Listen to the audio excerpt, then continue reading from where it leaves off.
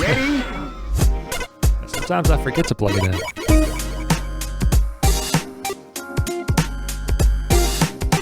Hello and welcome to Rhythm and Pixels. We're a video game music podcast. My name is Rob Nichols. And I'm really old. And every week we listen to great video game music from all consoles and all generations.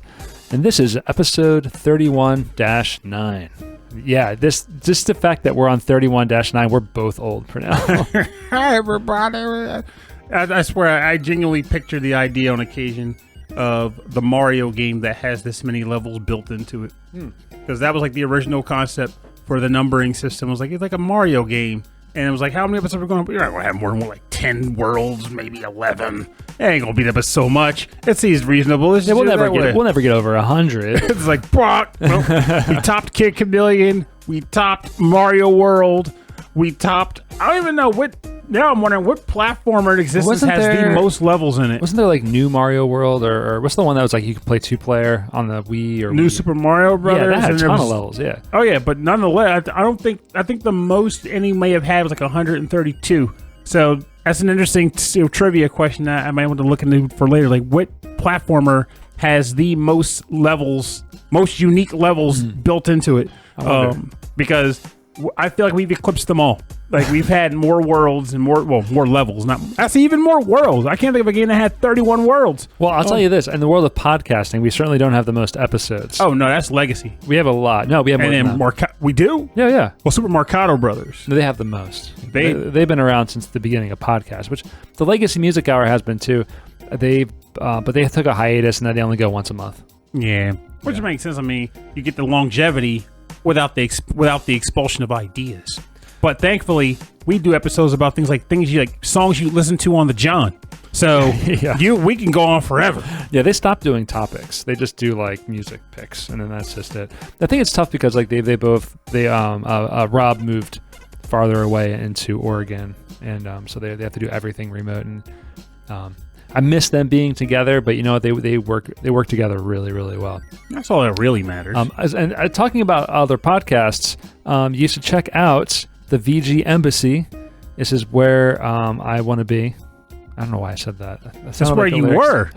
This is where I want to be. I don't know what that song is. Is that a DDR song? No, it's something, though. They would have explained the connection, but now I'm lost. Yeah, my brain's kind of working it through.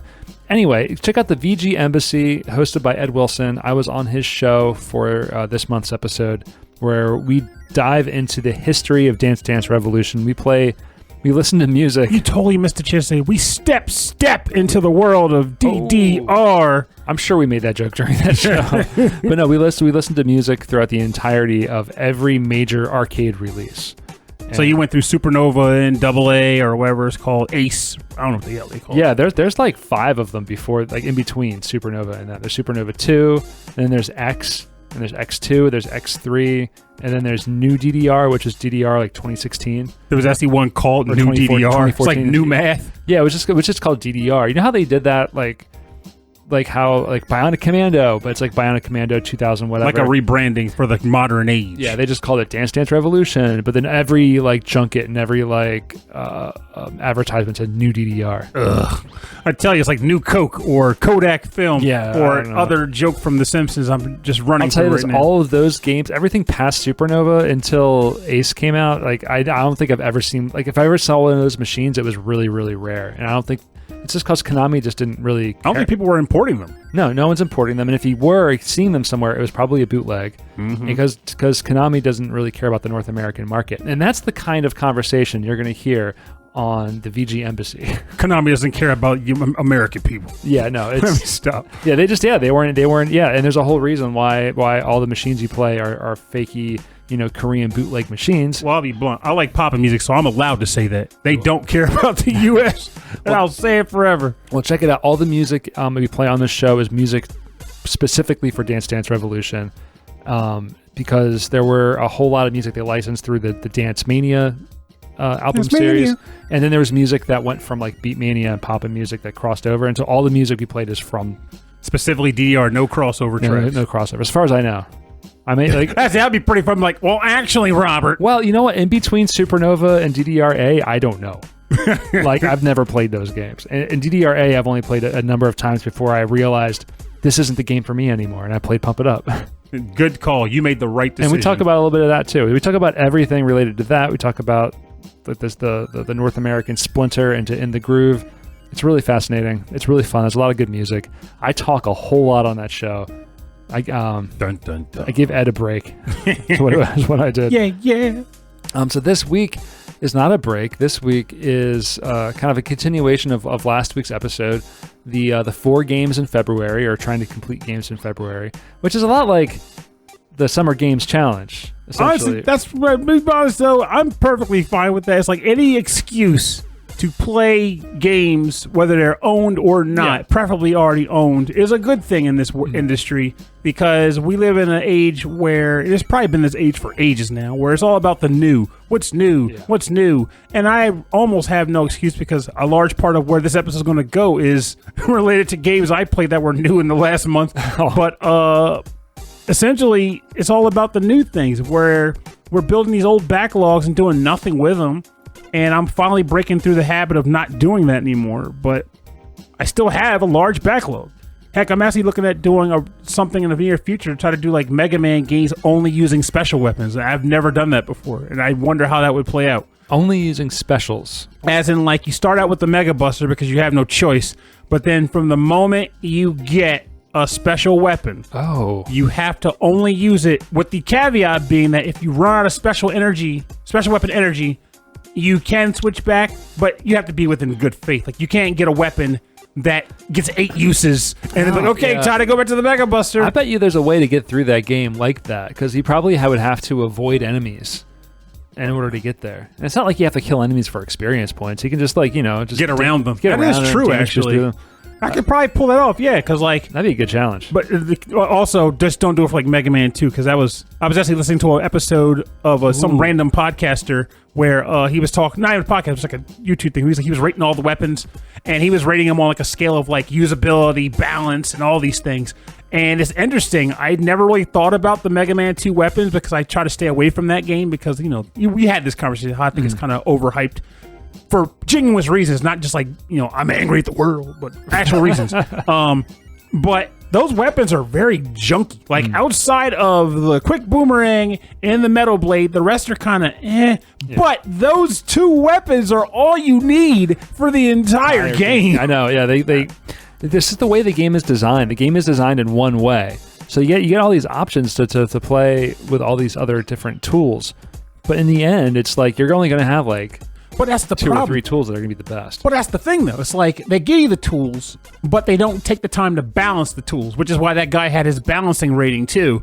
And that for Mega Man 2, like, you think now I won't go too long because we'll be talking about Mega Man. This isn't the Mega Man episode. But, like, take the air shooter, right?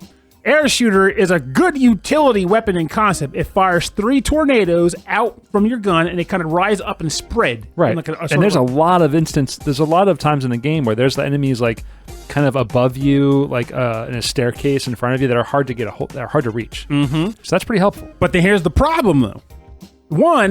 Once they leave the gun, they spread out, and the individual tornadoes are weak as a dickens. Like, together, all 3 does damage. Individually, not so much. So you're like, okay, I'm using the air shooter, but it's not strong enough to make it something you'll go to on a regular basis. And then even still, the metal blade does that work. The metal blade literally just goes in all directions, and it's the most powerful weapon in the game. So it's like, why use the air shooter here? The atomic fire. You charge up, deals a shot out, but it burns like a quarter of your power by using a fully charged atomic fire. Let's use the metal blade for that. So in that regard, metal blade is the best and almost only weapon worth using. Thereby, the balance is completely borked. You go to a game like Mega Man 9, though, that is probably the most balanced, in my opinion, of the Mega Man weapons in one game. Like, almost all of them have a use. That was the first classic style new game, right? Yeah. That one was. Yeah, that game is balanced. Has got like the stages feel like the right length. Mm-hmm. I don't know. I just feel like that whole game is great. And then one weird thing I learned, and then I'll really stop rambling, is that apparently this is something I didn't remember or just didn't notice. Maybe I noticed it but forgot. Mega Man 8, they apparently didn't actually do weapon balancing in that game, as far as like what power levels the weapons had. That was on the Super NES, right? No, that one was on the PS1. It was the only one of the classic Mega Man line that was like made for like that line of consoles, Saturn and PlayStation. And it was every weapon did the same amount of damage. So it was less about the power of the weapons and more just like, this one goes up, so I'll use that one now. This one goes right, so I'll use that one now. Or if it does continuous damage, it's like 1, 1, 1, 1, 1 versus so 1. Despite one being more powerful than the other, it was all about like what's the right time to do it. Exactly, because unfortunately, none of them were more powerful than the other, which is like a really weird concept. Well, how did you feel about that? Honestly, I kind of think that's dumb, but it does trade off instances where it's like, okay, you feel more comfortable using different weapons because none is genuinely better. Like, you can run through the whole game with the flame sword because technically Thunderclaw isn't better or worse, it's just different. It's just Thunderclaw sounds like an amazing name. Yeah, that one's a weird weapon. It just fires a beam of lightning straight out, but that's all it does. But I guess you can kind of fire it out and then jump down. It's like almost like a judo chop of enemies because they all run through the beam or whatever. All right. Anyway, that's Mega Man. Maybe that'll be an episode in the future if I ever get around to that. We'll do another Mega Man situation. So, went the whole thing around 4 in February? This isn't the first year I've heard that. Like, who started that? I honestly never did the research. I just know it's been a thing for many years. Like in your circle, or just like on an internet thing? It's an internet thing. Oh, okay. And that's honestly how I learned about it. Like, someone else mentioned it. Probably was on like IGN back in like the early 2000s or something. But it was essentially thought up. You know what? I bet if you rolled dollars to donuts, I bet it was at least maybe mainstreamed by a Kotaku writer. I would not be shocked if he was like, he wrote an article, people saw it, and it spread. But really, I'm sure it didn't come from that person. But I wouldn't be surprised if that's how I got big. Anyway, 4 in February is just a general scope concept intended to get players to play through games that they already own. That's a very important caveat. You already own the game. To play through it and just kind of weed through your backlog a little bit. In my opinion, that is a great idea. It would be nice if it could be also weighted to get multiple people to play the same games, but that's easier said than done. Especially if it's backlog related. Not everybody not have the same library at home. Agreed. So that might be something fun to try in the future, though. Coordinating, even with the podcast listeners, coordinating one game with everybody sounds like pulling nail or pulling teeth, but it would be fun to try at least because I can imagine the fun dialogue. Like the SMT 5 dialogue was great in the chats. But anyway, it's just a way to get through games. So I wanted to embark on it this year. And I'll spoil it in advance before we can get into the episode. You won't know how far until I stop.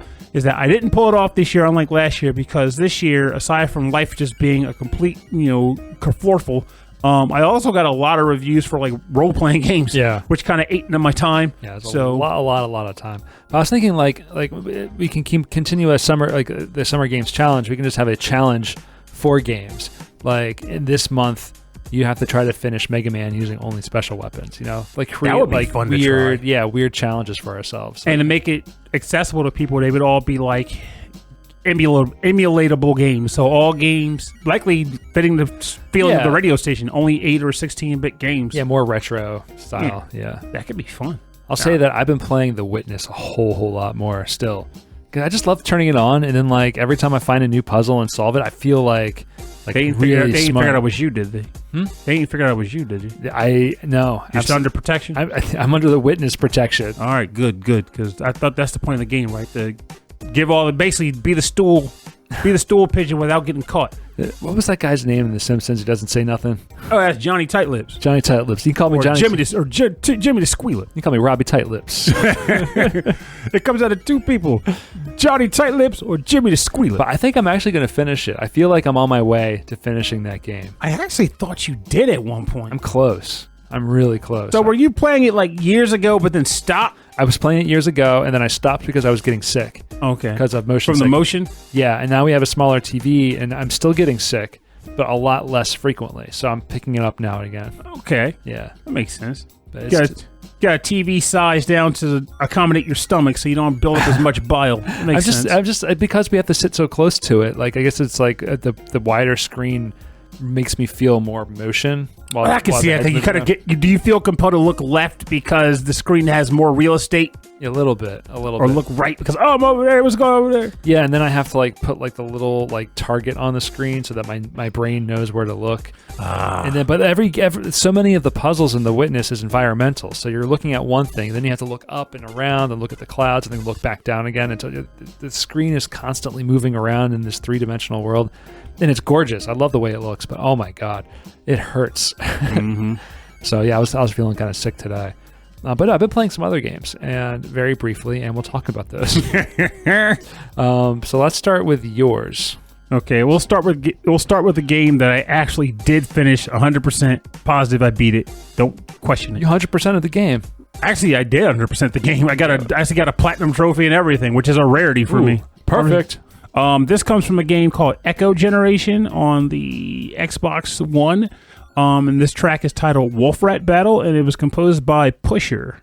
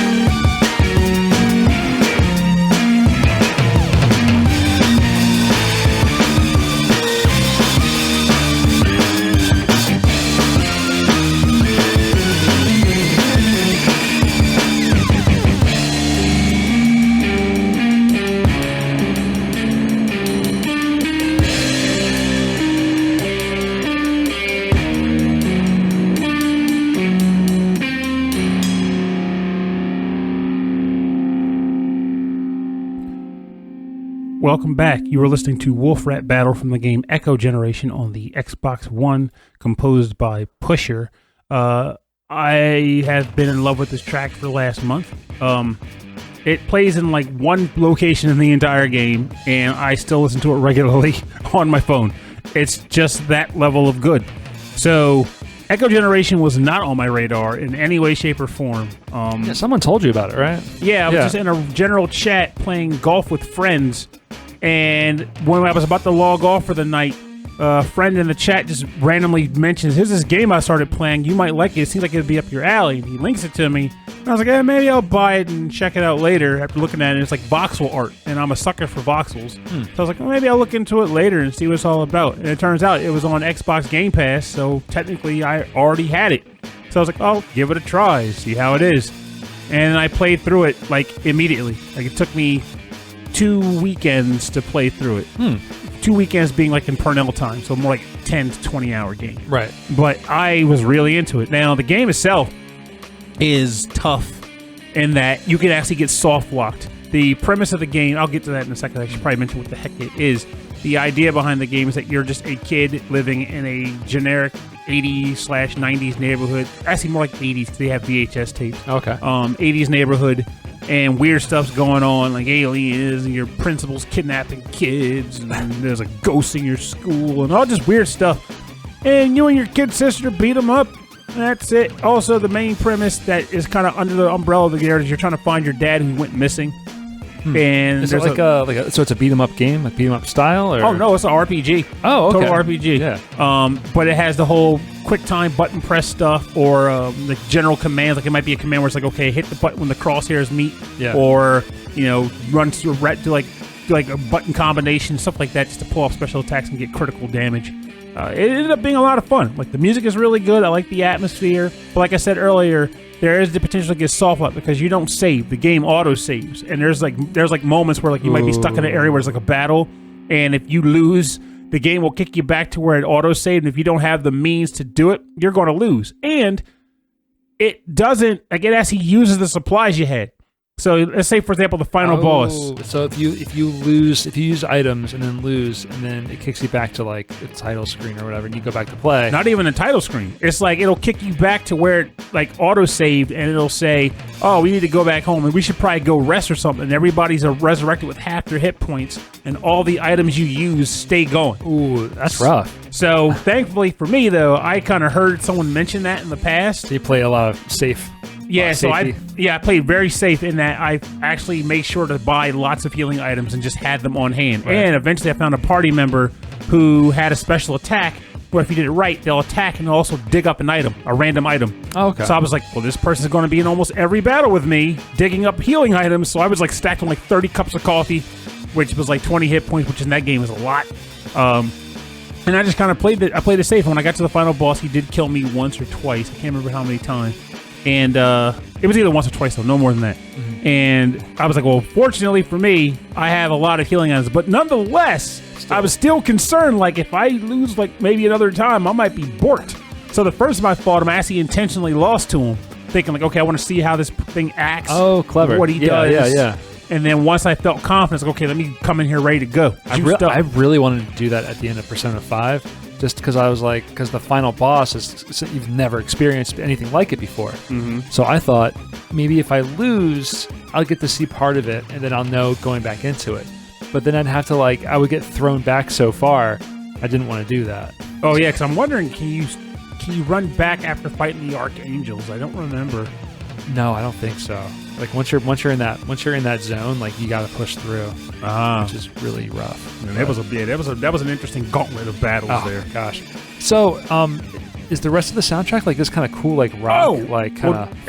It's a mixture of things. I want to say funk. It's not really funk. In fact, just for the heck of it, play one more track. Just to get an idea for it. I didn't tell you the name of it because it was the alternate track I was going to pick. All right, yeah. Let's just pop it out now. What's it called? Trash Panda Crew. Okay, I love that. Nice. Some very different style, right? Yeah, this is like...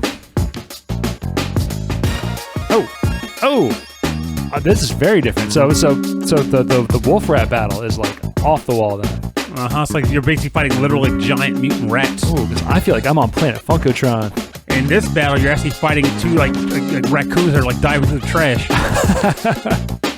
That's amazing. So you got this, and then you got and this is completely different. Like it's the other end of the spectrum. Yeah. And it's all good. Like there's not a bad track on the OST for this game. Like it makes me sad because I don't think anyone's talking about this game. And even if you don't play the game proper, people need to listen to the OST. It's a banger. It's a real banger. Wow, I'm definitely gonna explore because there's a lot of like kind of that cool like that funky type sound. I'm gonna find that because that's awesome. Oh yeah, I really like that.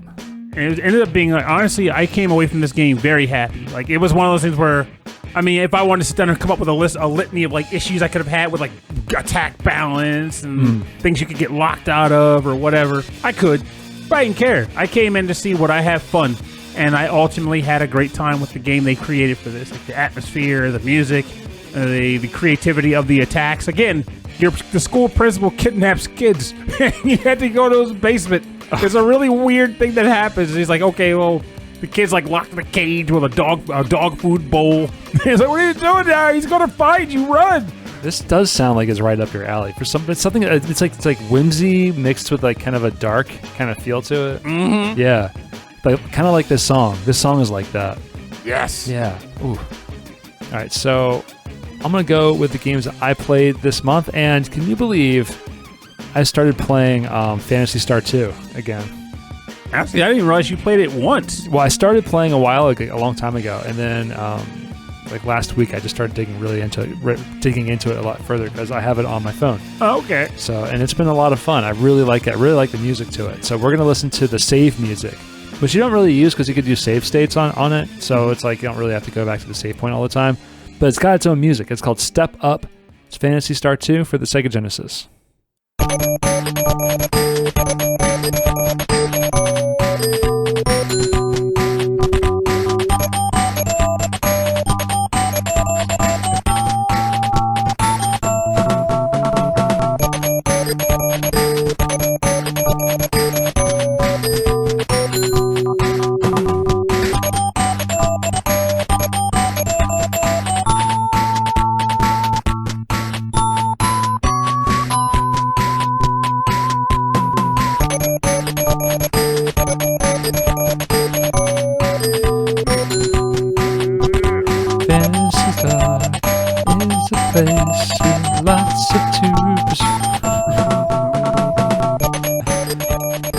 You're listening to Step Up. This is the save music from Phantasy Star 2 for the Sega Genesis, composed by Tokuhiko Uwabo. Tokuhiko Uwabo. That's a new name for the show. I've never heard that one. I don't think we've ever played Phantasy Star 2. We played a lot of Phantasy Star 4 tracks on the show, but not 2. But yeah, I heard this when I was playing it. And I was like, this is cool. The thing about it is, like, first, the fact that I never really did much with it beyond like maybe the very beginning of this game. I remember getting a lot of love and praise for like Ray, who I want to say that's her name, the claw user in the game, the Newman they're called. Yeah. And even possibly like a dramatic plot point that happens with her, which I don't 100% know, so I can't spoil it for you if I wanted to. Yeah, because I haven't gotten there yet. No, but it took me a while to figure out like the combat system. It's such a weird look too that I wasn't prepared for. I'm used to like the kind of the Final Fantasy style where it's like left side against the right side. But this is like you're in front of them, and there's like kind of 3 columns where the enemies can be. Columns? Yeah, it's like you see the back of your character. Yeah. And you see them in front of you, but you only ever see one of your characters at one time. Oh, when you were saying columns, I was wondering, thinking that it was like, okay, here's like one guy's here in the middle, which means only the guy to the left and the right can hit him, but not the guys in the far. No, and it's not even that. It's not even that because it looks like that. But then when the enemy on the left is going to hit my character is suddenly on the left side. Oh, yeah, because it puts him in front of him. Yeah, so he keeps moving around. When I first started playing the game, I'm like, why is he moving? How can I move him around? Trying to get him into position. And like to use magic, you have to go and like change strategy and then change from fight to magic. And then it's just a really weird system. But once I got my head around it, it's just a really nice, easygoing kind of battle system for an RPG, and I really like the look of it too. It's like really like old school futuristic vibe, which I really like. And they maintain that for a while. It's honestly that's partly why it's kind of sad that Sega just kind of stopped after 4. Like people say, don't mention online. That's a whole other world. That's a whole I mean, they use the same names, sure, but like beyond that, it's a whole other thing. But like Phantasy Star 4, they really. I feel like they mastered what they were going for. Like, that was like the pinnacle of like a Phantasy Star game, and they could have gone so much farther with that if they wanted to. Like as far as like visuals and the like, but they was like, no, we're done. No more Phantasy Star, which is interesting because again, that was like their closest competitor to like Final Fantasy, which at the time was like it was pretty much Final Fantasy. Yeah, so, Dragon Warrior. Dragon Warrior. So everything was on Nintendo. You know, so the Sega Genesis had some RPGs, but like nothing that. Not that the kids on the school grounds were talking about. Yeah, or if they did bring up Phantasy Star, they probably got beat up. They shouldn't have, but they probably. He's talking about Phantasy Star. Get him! You guys must be getting real tired of playing Final Fantasy, huh? No one who's playing Final Fantasy would say that. Get him! Right. I kept thinking this song was going to be longer than it is because there's like a weird little bridge, and it's like 2 little chords, and I'm like, ooh, it's going to turn into something else. It's just relaxing. But it just kind of keeps looping on itself. I want to get to that one more time. We've probably heard it like 6 times already. Here it comes. Right here. I keep thinking it's the whole chorus. Everybody just a little drum fill. That's it. All right. So what's your second track? Okay, so this next track comes from a game that I admittedly did finish in the past, but I finished it again this month because circumstances brought it to my attention. This comes from the game The Legend of the Mystical Ninja from the Super Nintendo. The track is titled Castle of Ninja, and its composers are Kazuhiko Uehara and Harumi Ueko.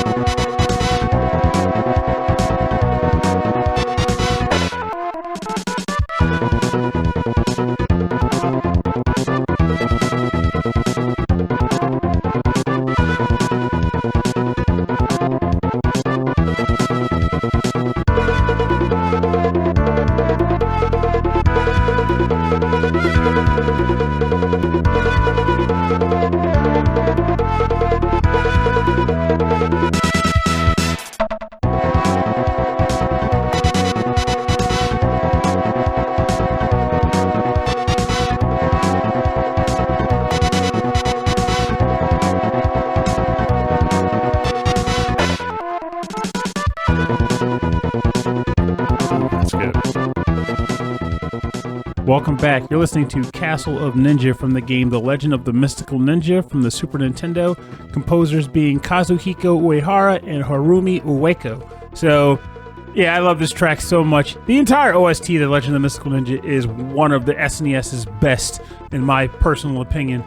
And I had a hard time choosing what I would bring to the episode today, but this one ended up being the one that I wanted this time. This isn't even... Everything about it, like as a kid, this wasn't even my favorite track in the OST, and it might still not be, but I think it's moved much higher up than it was back then, because it reminds me... I was telling you on the break, but it reminds me of like one of those like classic ninja movies where like the ninja has like the scarf that kind of wraps over his head, around his eyes, and then ties a knot under his nose. Yeah. And he's just kind of running in the dark trying to avoid searchlights in a ninja castle. I thought that was like a makeshift mask, you know? That was like a robber or like some kind of a thief. Yeah, but like that on, yeah. But that's what it was like. It was like a makeshift mask, and it wasn't a real ninja mask. It was right. like, okay, I just need to hide my identity while I sneak around at night, like sneak into the fortress. Or yeah, whatever. It's good sneaky music. It's like adventure sneaky music. Yeah, it's cool. And it's such a good game, like Legend of the Mystical Ninja. So the reason why I ended up playing it this month, because I was hanging out with some friends a couple days ago, and while there, one of them, my friend's wife, was like, "Hey, I need some. Could you suggest some games to me to play on the Super Nintendo that are like platforms that are fun?" So I'm like, crap, I can't remember off the top of my head. There's too many games, because at this point I got thousands of games up here. I can't just Rolodex them these days. I need to see the name. Yeah. So I was like, okay, let me bring up a list on. So they brought EverDrive out, and I was looking through all their games. Like, this one would be good. This one would be good. And when I got to Legend of the Mystical Ninja, I was like, oh yeah, this one would be great. But I felt like I had to boot it up to show her what it looked like, because this game has like two types of levels. There's action stages, which are the actual 2D stages. Right. And there's like the sort of adventure stages where they're kind of like top-down-ish, and you're kind of running around like in the actual plane. Oh, okay. I didn't realize there was like two different styles within that. So I had to, at least show her what the platforming section looked like getting to one. But the next thing I know, I was like, well, I want to keep going. So I played through the entire game in that one sitting. I was like, Oop, I'm sorry about that. I meant to show you games, and I ended up just playing through one. And it was cool just how some of the levels I also kind of forgot. But I was just blitzing them. Like, this level is really cool. You're going through Ninja Castle. And the ninjas are like these little like weird puppet-looking kids where they're kind of running with their little wacky cartoon feet that kind of run really fast. Yeah, they kind of spin around. Yeah. And then when you hit one, the torso falls off, but then the legs keep going. So you have to break the legs too. And there's like switches that make the entire castle rotate. The room rotates. You have to kind of fall off the walls of the floor and rotate the quarters so you're on the ceiling instead of the floor. It's just... That game had a lot of really cool visual effects. And there was multiple like Mystical Ninja or Goemon games on the Super Nintendo that just didn't come out to the States. Is that right? That's correct. And I still need to sit down and play them, because in the last maybe November or so, a friend of mine reminded me that those games existed, and they were actually fan translated. So I ended up downloading all of them. Oh, and cool. I need to sit down and play them now. Oh, that's nice to know that someone loved them enough to do that. But it's a shame. It's an example of like Konami just like kind of dropping the ball. Like, we thought they only did it recently. No, they've been dropping the ball for years. Yeah. Despite actually making good games, they were dropping the ball too in a number of areas. And I think Goemon was one of them. Yeah, I mean, especially like in the 90s, like they had to be really choosy about what you were going to release in North America, because there wasn't like digital distribution. It was like they're going to have to produce cartridges, and then ship them out. So you had to feel like it was going to produce a profit to justify the release. Now that happened to me ages ago when we lived in Ellesmere, like deciding to show off a game and then ending up just finishing it. Where we went to a flea market and I found a copy of Parappa the Rappa. Oh yeah! And realized like I didn't have mine anymore. I lost it or something. And so I took it home and I put it in my old PlayStation, and Allie and Josh were there, and I played through the first stage, and they're like, "Oh, that's really cool. That's really neat." And like I was like, "Well, no one's leaving the house, so I might as well play the next level." And the game isn't that long. If you know what you're doing, the game is over. So I just played through the whole game, and I was like, "Okay, time to go, everybody!" Like, no, go back and unlock the cool levels, the cool rankings. The cool rank. I didn't do that. Chase the toilet. It doesn't sound good when you do that. When you do the cool rankings. That is true. It's only you're only really doing it for the visuals at that point. And the score. But the score. Let's be real. That scoring system made no bloody sense anyway. Pretty much. All right. So my next track is coming from a game I did put some more hours into. It is Ghouls and Ghosts for the arcade, like the Capcom arcade title. We're going to listen to Stage 4 from Tamayo Kawamoto.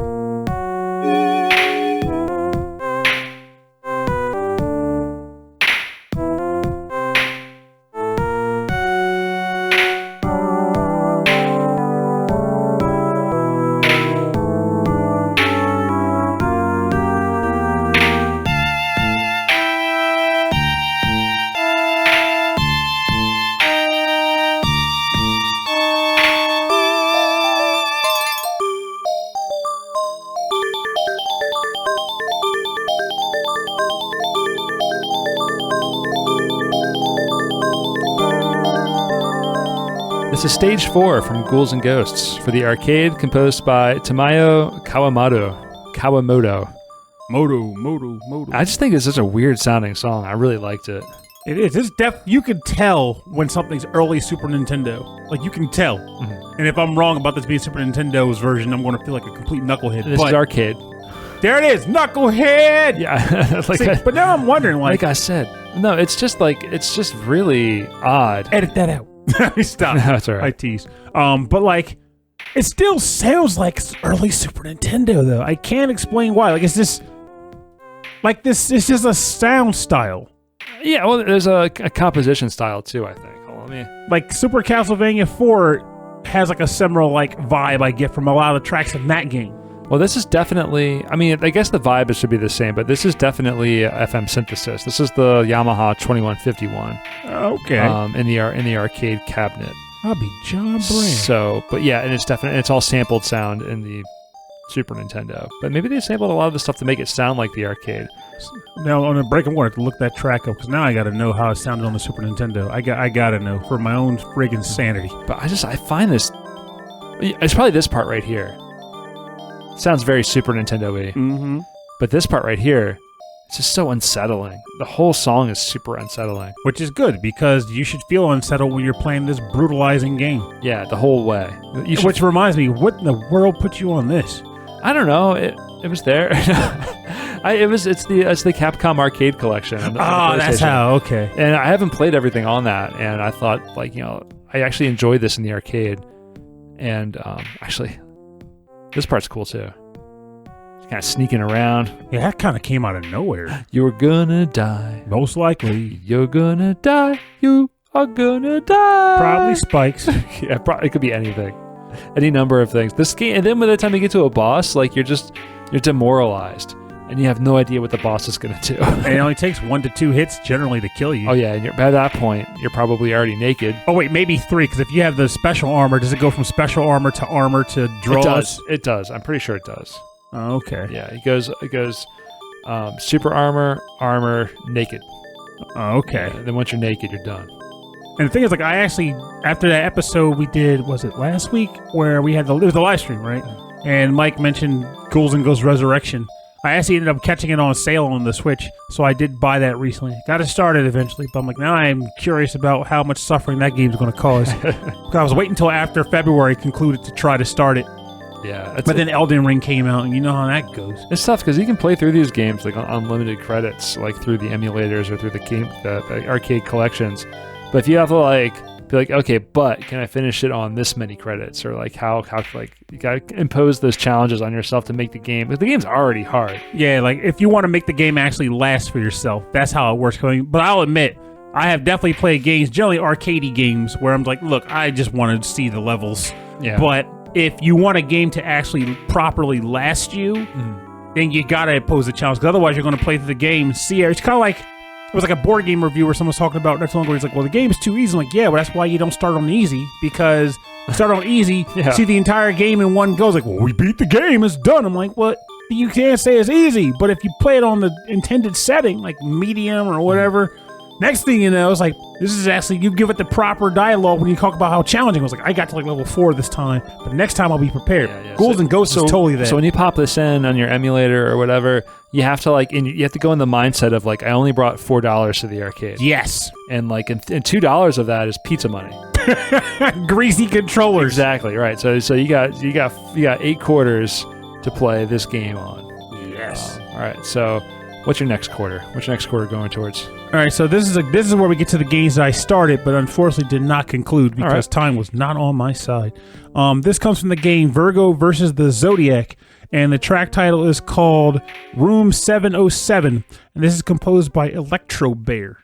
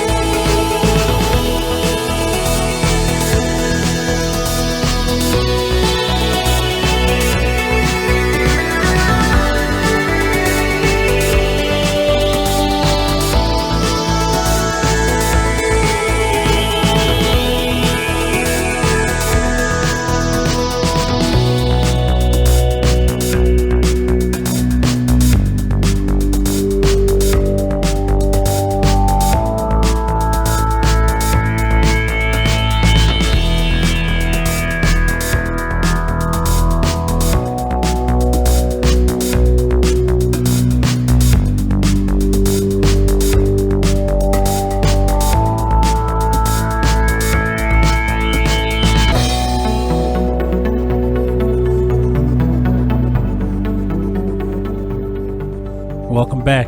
You're listening to Room 707 from the game Virgo versus the Zodiac on Steam, composed by Elektrobear. I guess I should have said PC because Steam isn't actually a console, it's a service. Anyway, the point is it's not on a console. So it's versus the Zodiac. Does that mean like the Zodiac killer?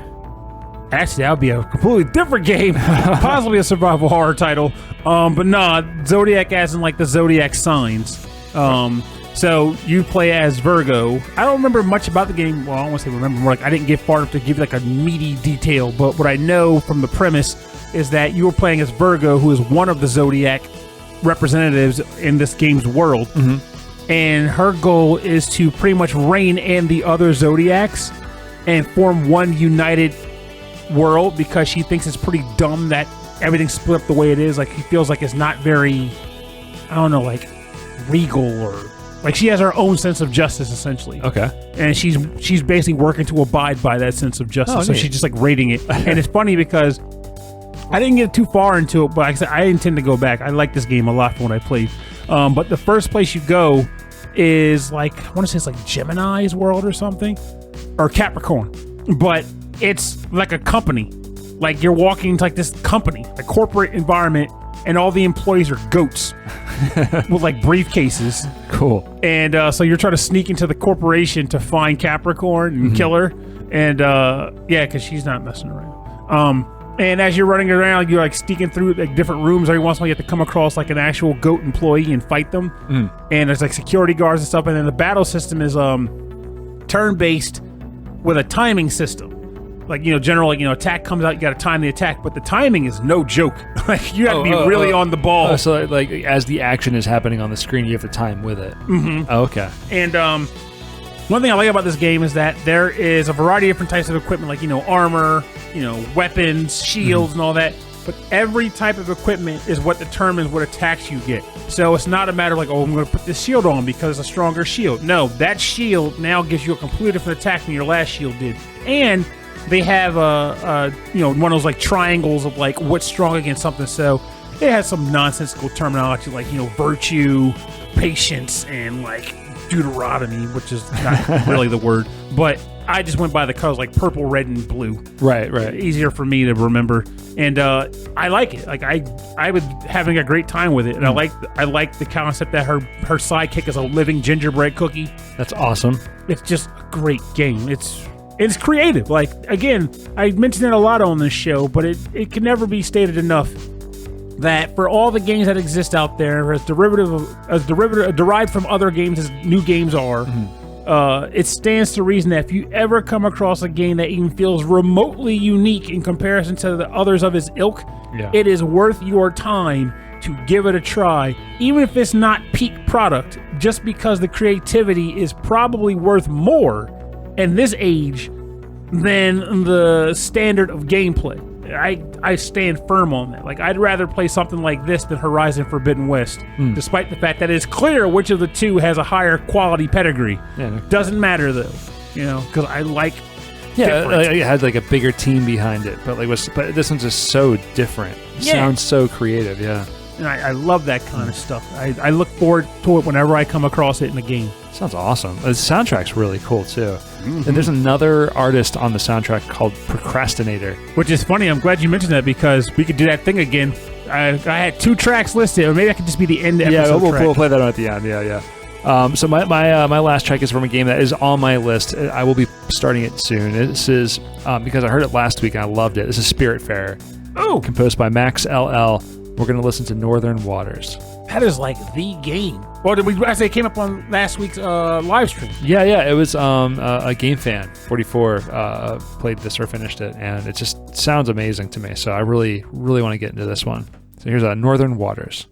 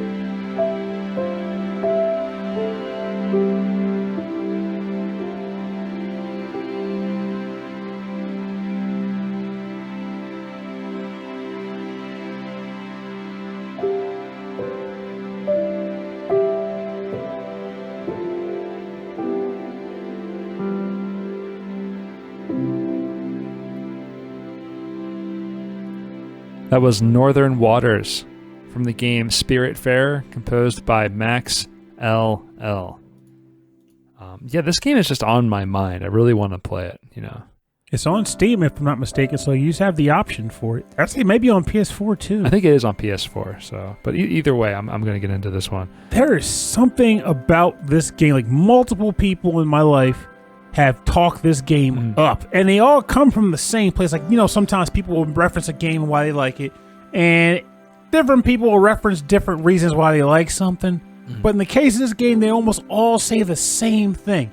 Just they like the relaxing atmosphere it provides. It's like a no frills, you know, progression system of like what you're trying to do. Yeah, like low stakes. You're not going to... Yeah, but also like the... I love the idea of sending people to the next life. Mm-hmm. You know, I've been feeling really introspective lately, and so I really think this is a cool idea that I would love to see how they explore that. You know. Yes. You know, making sure their souls are safe, and then that their whole life is packed up nicely, and then moved on. And a neat little package. Neat little package. I actually did buy this too, for specifically with the intent, like I'm going to get to you. I'm going to get to you. I'm going to do it. Going to do it. I liked what people were saying about it, and I like that it's not even so much about the experience so much as I would like to see if I get the same feeling that those people got. Do you ever think you'll take like a break from review games so that you can get into some other ones? Yes and no.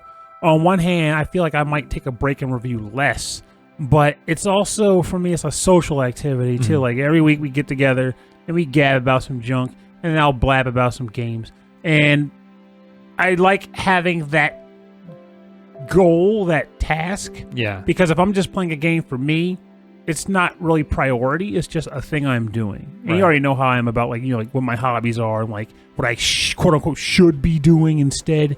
But when it's like, hey, Pernell, here's a review. Could you do this? I'm like, okay, I have a goal now. I have a task. Let's get on it. And the other aspect of that is just sometimes I come across just games that I didn't expect to be good. Yeah. Or I would have ignored if I didn't play it firsthand. Like, there's a game I'm reviewing next week, which when this episode comes out will be next week, called like Gungorg Dark Matters.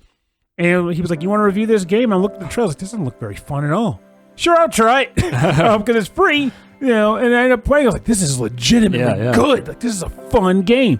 And I would have never bought it, would have never paid for that if I just looked at the trailer. But having played it, I'm like, this is actually worth money. This is worth good money. And I would buy it knowing what I know now. So you get access to like these things that you probably would have just never experienced or been like, you not turn your nose up at, but just would have just blown right past it. Yeah, and there's another caveat too, because like, you know, for example, I was looking at Triangle Strategy on my phone just now, right? Because that's something I'm interested in for the Switch. It's a big name release coming up. We wouldn't get that game on SML. And some people might hear that and go, oh man, that sucks. You're not getting all the big hits. You know, you're not getting the Horizon Forbidden West or whatever. And I'm like, it's fine with me. Why? Because I know those games are going to be generally good games. Like, I don't need to dip my toe into that. Right. I want to dip my toe into games that need to have the acknowledgement, that need people to see that they exist. And if they end up being great, I want to tell people, this is the game for you. You know, and I mean, don't get me wrong. Every once in a while, I'm happy with a game that I was like, I'm going to get this, but I got it for free now instead. But I much prefer getting games that deserve and need the press. Right. It's not just about getting the next big thing for free. It's about like discovering something new and then sharing that. Yes. Yeah, I like that. Yes. It's a very pure way to look at it, but I know it's also a way that you get the most enjoyment out of things too. And it shows too. Like you think about those like our 2021 or our 2020 best of episodes. How often are the games I mentioned big releases? They almost never are. Yeah. Because it just happens to be that I genuinely liked this game more than that other game that I was going to buy. Shin Megami Tensei 5 is pretty big. Oh, yeah, but let's make it 10-5. But you gotta make it 10-5. It goes where it's going to go. All right, we're going. We're going to go to the bonus round. Bonus round. And the bonus round is where we play covers and remixes and arrangements on our theme. And so I think we're going to go on to like a fourth game. Is that what we're going to do here? Pretty much. Because, 4 for February, 4 games. Yes, right. And unfortunately, this is a fourth game that I didn't finish, but I'm going to finish it because I came really close. This is a game that has surprisingly been sitting on my roster. Didn't realize that of all the Mega Man games, I actually never beat this one. Oh. Of the classic Mega Man style, this is the only one.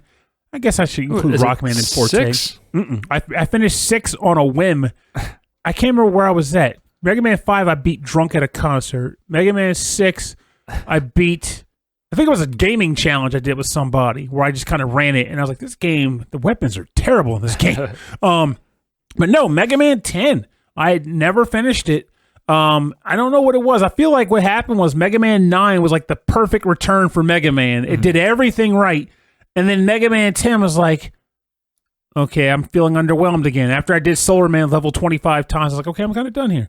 But this was different. I was ready So you went back to it with fresh eyes? With fresh eyes. Yeah. And while I didn't get through it because I only had one night to do it, I did get pretty far. I did all the base robot masters, but didn't have time for Wally's Castle before having to go to bed.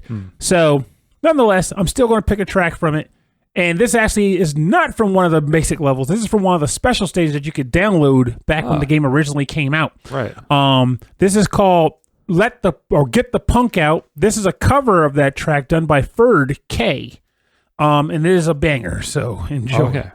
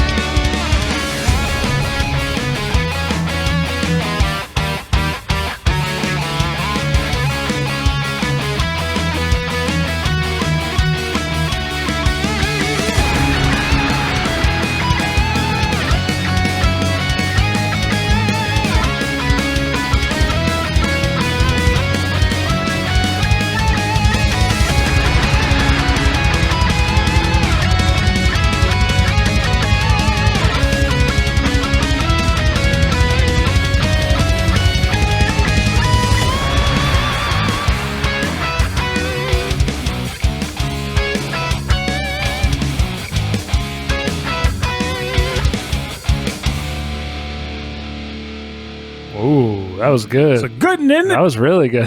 Yeah, like A couple times I looked over and I was like, oh. good selection, Yeah. right? Like that's honestly one of my favorite tracks in the Mega Man 10 release, so I was sold on it. For those who are like, what the heck are you talking about? Well, first of all, this is, Get the Punk Out, covered by Ferdk for Mega Man 10.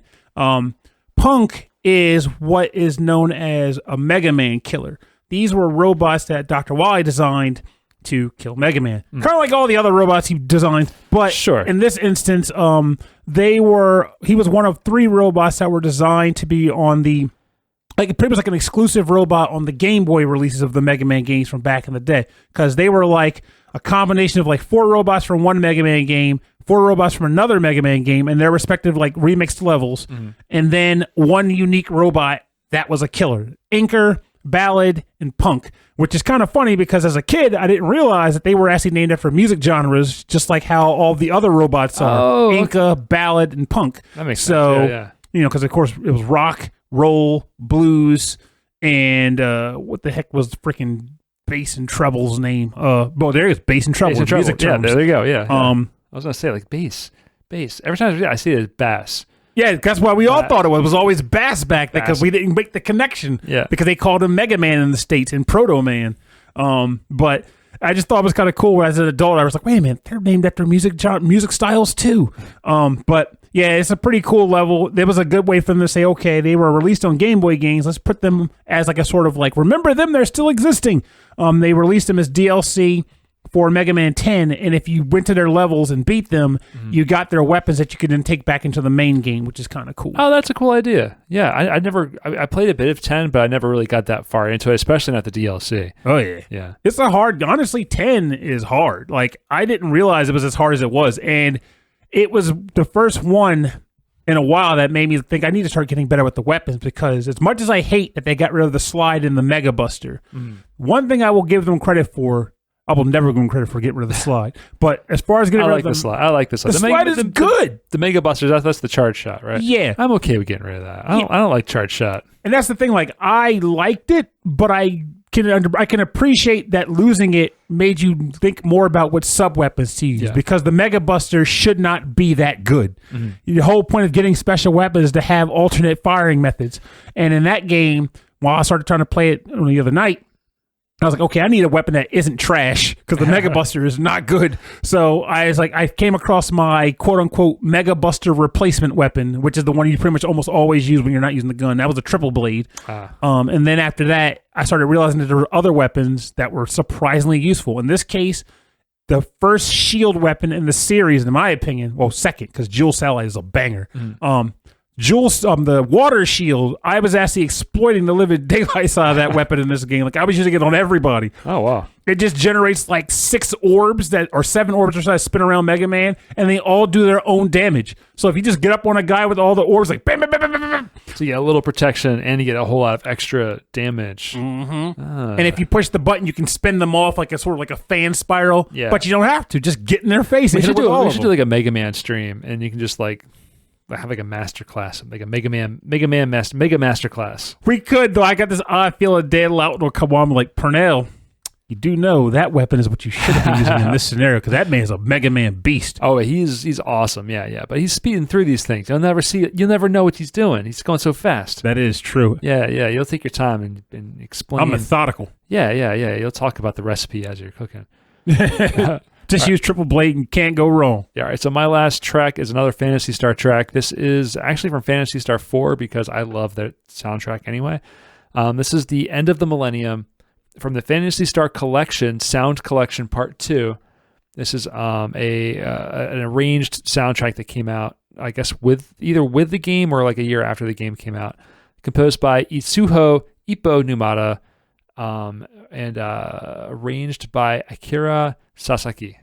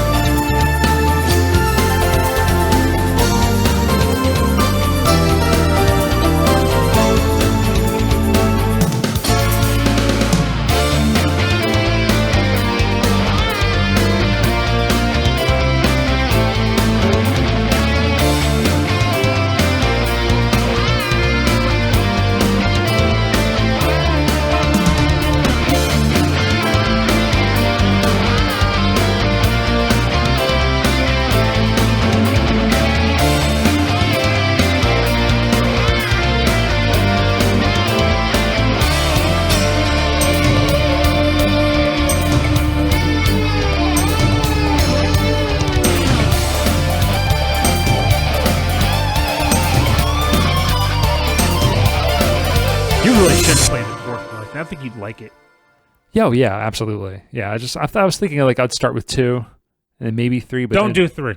Don't do 3. You're not going to play 3. 3 is the divisive one where they kind of change how the battle system works graphically, and it also goes through generations of characters. Like that's interesting to me, though. Oh, don't get me wrong. That is cool. It's everything else that's is divisive. Really, like I don't know if I feel like this is great or not. Wow. But then 4 goes back to how 2 was. As far as graphic style and the added combo attacks, and well, admittedly the combos are hidden, so you might never even discover one. But if you do, they're awesome. And it's just 4 is just a gem. Again, I feel like that is like the peak of like everything we're building up to. Is like put this in here and have a ball. Yeah, it was like they knew this would be the last Phantasy Star on the Genesis. Put everything they can into it. Exactly. And the cartridge was way more expensive too because of the size 100 of it. bones. Yeah. That and Virtual Racing. Yeah, well, Virtual Racing had an extra chip inside of it. I think. For the 3D, but I think that Phantasy Star 4 was just like a much larger size, like storage size. But anyway, that was the end of the Millenium, the arranged version from Phantasy Star Sound Collection 2, composed by Izuho Ippo Numata and arranged by Akira Sasaki. And yeah, that is like I just love that classic 80s sound. So good. Yeah, that's a gem of a tune. I like that. Yeah, I like the really classic, like that guitar that's all kind of like reverbed in the background. We were doing the sound with your mouth. It's really good. So for more information on the bonus round, you can go to rhythmandpixels.com and get links to the SoundClouds and Bandcamps and everywhere where you can go find this music and support the artists.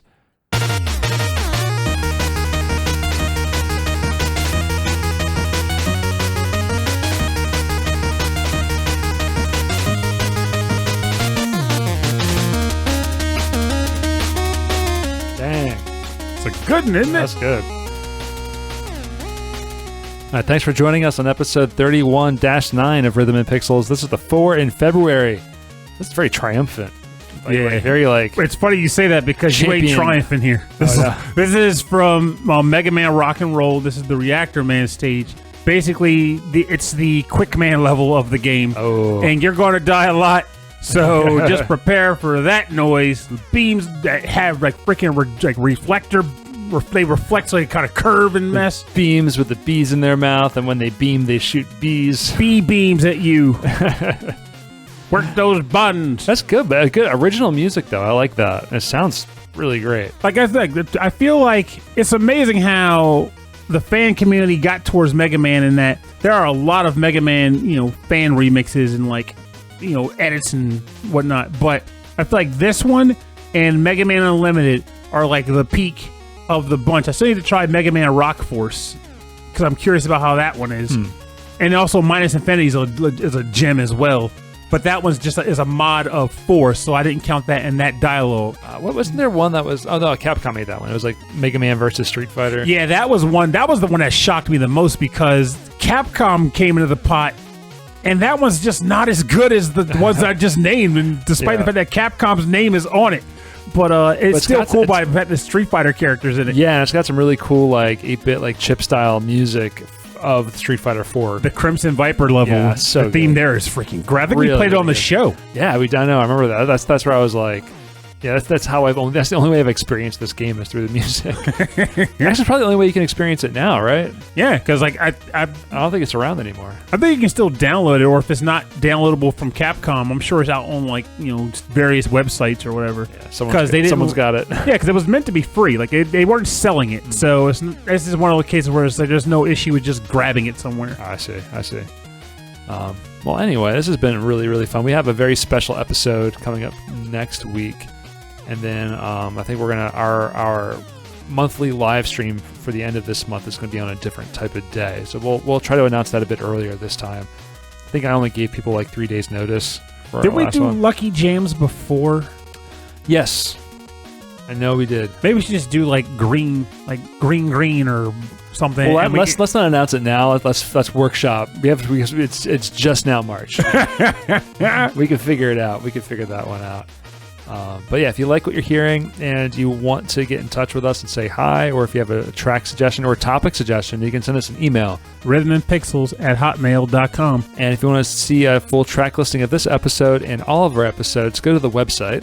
rhythmandpixels.com. You can go to any of the social media sites and type in Rhythm and Pixels, and we have a presence there somehow. Our Instagram is like all of our artwork and all of our little posts are up there. And it's kind of cool to see them all in a row. You can go to youtube.com/rhythmandpixels, and we have a 24/7 radio station playing nothing but 8-bit and 16-bit classics and deep cuts. I recently did a really big NES update to the station, improving the sound quality and adding a lot more music. And we also added some new voiceovers, some new little commercials for some new Patreon members. So I'm really excited about that. Speaking of Patreon, if you want to support the show, the best way to do that is at patreon.com/rhythmandpixels.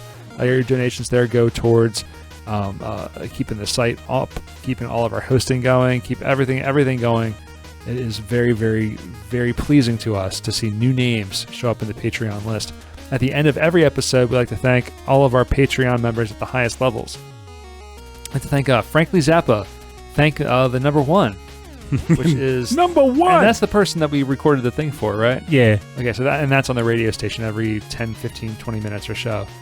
It'll be on there. I want to thank Kristen, GameFan44, Mike Myers, Ulf Person, Vashin8060, Alex Messenger, The Messenger from AVGM Journey, a VGM podcast, Andreas Milberg, Brian Pitt, Carlos, Kung Fu Carlito from the Heroes 3 podcast, Chris Tienerson, Chris Weisner, a.k.a. Musashi219. The Wise Guy.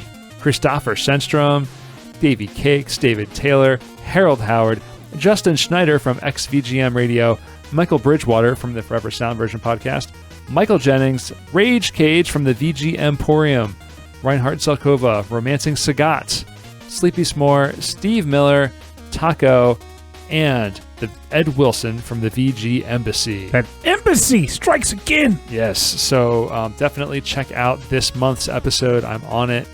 And we have a really good time talking about all things Dance Dance Revolution, something that's really special to me and Pernell. So go and check that out when you have the time. Step. Absolutely. I just keep saying step. Step it up. Step it up, Ed. Come on. All right. Anyway, so yeah, next week's a very special episode. I'm looking forward to putting that one together and recording it. And we will see you next week. My name is Rob Nichols. And I'm Pernell. Have a good night. And remember, perseverance is God, please do it. If you can, push through what you got going on. I said that in a weird way. I'm starting over. Effective immediately. Life has become fairly tumultuous for more than a few people. Yeah, we're coming out of the mask mandates and all, but that didn't mean that the rest of life didn't just somehow stop. Personally, this has been last month has been a pretty brutal month for me. But I am pushing through it as best I can. Not recklessly or irresponsibly, mind you, but I am trying to work through my dilemmas or issues. It has some medical issues that took place, and I'm working through it. Trying to keep a brighter, positive light on it, and one thing that helps with that is obviously the show, the community that comes from VGM. You know, my friends such as Rob, of course. Rob has always been there. And with the purpose of me saying all that is the fact that, I have my days. I have my really rough days, but despite all of that, I still find a way to kind of find my way forward and appreciate the things that are there, that are good in my life and are worth pushing forward to continue to experience and enjoy. And that would go for any of the listeners as well, I would feel, as if you guys are having any tumultuous moments, downtrodden times in your lives, things that might sometimes even seem, insurmountable at times. Just know that it's all temporary. You can make it through. There are options that are available to you. You have people you can talk to and communicate with that kind of help you through these tumultuous, rough patches, including us. If you need to write into something, heck, come to the freaking Discord chat and gab about your issues, your dilemmas, your concerns. We're here for it. We'll chat it up with you. Write an email or something. The way you phrased it was like we were the rough patch. Yeah, if we're causing you problems, you let us know. We'll beat ourselves up. But no, yeah, absolutely. It's just you're not alone. No matter how you feel or think, you're not alone. And there's always options for you to get to have words discussed or described and share your feelings and just kind of make it through to another day. We'll do what we can. Exactly. Yeah.